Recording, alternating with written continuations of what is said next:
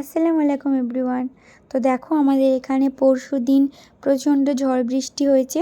আর ঝড় বৃষ্টিতে আমাদের বারান্দার একই অবস্থা, মানে ঝড় বৃষ্টি হলে আমাদের বারান্দাতে প্রচুর নোংরা হয়ে যায় আর তার সাথে অনেকটা পরিমাণ জল জমে থাকে।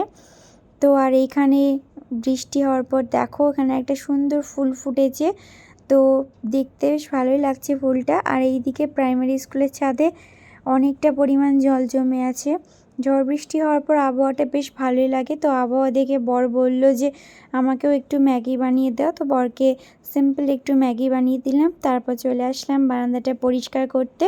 তো আমি পরিষ্কার করতে করতে শাশুড়ি মা অর্ধেক হাত লাগিয়ে কাজটা সেরে দিয়েছে, কারণ আমার মেয়ে বারান্দায় সবসময় খেলা করে। তো এখন বারান্দাটা দেখতে বেশ ভালো লাগছে। তারপর মেয়ের বেশ কিছু খেলনা নিয়ে এসে আমি গোছাতে লাগলাম, যেগুলো ওর ভালো খেলনা সেগুলো আমি একটা ব্যাগের মধ্যে রেখে দিলাম। তো সেই দিনকের বিকেলটা এইভাবেই কাটিয়েছিলাম।